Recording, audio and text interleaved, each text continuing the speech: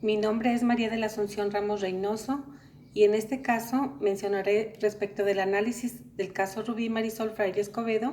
evaluando la etapa del juicio, considerando la prueba testimonial, prueba pericial, las disposiciones generales del interrogatorio y contrainterrogatorio y la declaración del acusado. Dentro de la audiencia de juicio existe un orden para desahogar los medios de prueba, correspondiendo en primer lugar los admitidos al Ministerio Público, posteriormente los de la víctima o ofendido y finalmente los de la defensa. Esto lo señala el artículo 395 del Código Nacional de Procedimientos Penales.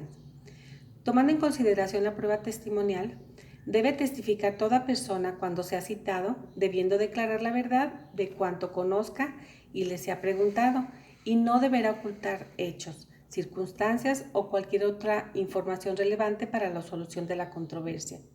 Esto lo estipula el artículo 360 y 371 del Código Nacional de Procedimientos Penales. En el caso estudio, los testigos ofrecidos declararon en relación a los hechos y en el orden establecido, habiendo declarado los policías investigadores, manifestando la forma en que fue detenido el imputado y respecto de las diligencias relacionadas en el presente caso. Con lo declarado también por el padrastro del imputado Sergio Rafael Barraza Bocanegra, el cual señaló que en su vehículo fue transportado el cuerpo de la víctima al lugar denominado Los Marraneros, lugar en la que fue incinerada Rubí Marisol Fraile Escobedo, en donde con posterioridad fueron localizadas algunas osamentas correspondientes a la víctima. Asimismo, con la declaración de la madre de la víctima señalada con antelación de nombre Marisela Escobedo, manifestando desde la desaparición de su hija, cómo fue que realizó su búsqueda, la manera de localización del imputado Sergio Rafael Barraza Bocanegra hasta la detención del mismo. En relación a la prueba pericial, en el procedimiento penal se requiere frecuentemente esclarecer y discernir acerca de las cuestiones de índole técnico-científicas por medio de expertos especializados en alguna rama del saber, arte, oficio o industria, con la finalidad de encontrar la verdad del hecho ilícito que se investiga. Ante ello resulta necesaria la participación de los peritos para dictaminar al respecto. Dentro del procedimiento penal, los peritos intervienen a solicitud del juzgador o a petición de las partes procesales, con el objetivo de suplir, complementar, aclarar los conocimientos de los que carece el órgano decisor,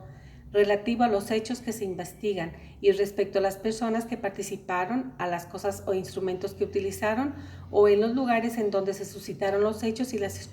circunstancias de ejecución.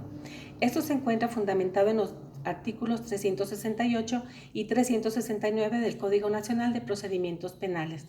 En el caso estudio se realizaron varios dictámenes periciales a cargo de profesionistas y especialistas en ciencias forenses, médicos legistas, especialista en balística, los cuales pudieron determinar que las osamentas encontradas en el lugar en donde fue incinerada la víctima Rubí Marisol Fraile Escobedo correspondían a la misma, así como los dictámenes realizados de ADN para corroborar con pruebas tomadas a los familiares y entre otras.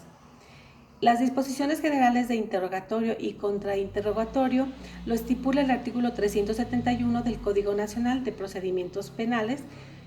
el cual nos señala que los declarantes en la audiencia del juicio, antes de declarar los testigos y peritos, el juez tomará protesta de que se conduzcan con verdad y les advertirá de las penas en que imponen si se incurre con falsedad en declaraciones. Los testigos no podrán comunicarse entre sí, ni ver, oír o ser informados de lo que ocurre en la audiencia, por lo que permanecerán en una sala distinta a aquella en donde se desarrolle y deberán ser interrogados personalmente. Otorgada la protesta y realizada su identificación, el juez les concederá la palabra a la parte que propuso el testigo, perito o al acusado para que lo interrogue y con posterioridad a los demás sujetos que intervienen en el proceso, respetándose siempre el orden asignado.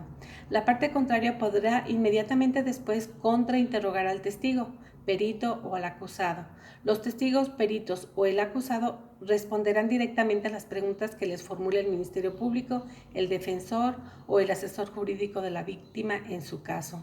Durante el interrogatorio y contrainterrogatorio del acusado, del testigo o del perito, podrán leer parte de sus entrevistas, manifestaciones anteriores, documentos por ellos elaborados o cualquier otro registro de actos en los que hubieran participado, realizando cualquier tipo de manifestación cuando fuera necesario para apoyar la memoria del respectivo declarante y superar o evidenciar contradicciones o solicitar las aclaraciones pertinentes. Todo lo anterior lo estipulan los artículos 372 y 376 del Código Nacional de Procedimientos Penales.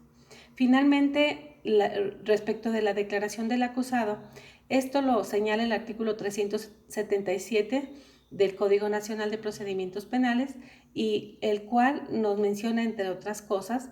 que el acusado podrá rendir su declaración en cualquier momento durante la audiencia. En tal caso, el juzgador que preside le permitirá que lo haga libremente o conteste las preguntas de las partes, y se podrá utilizar las declaraciones previas rendidas por el acusado para apoyo de memoria, evidenciar o superar contradicciones. El juez podrá formular las preguntas destinadas a aclarar su dicho. Se seguirán en lo conducente las mismas reglas para el desarrollo del interrogatorio.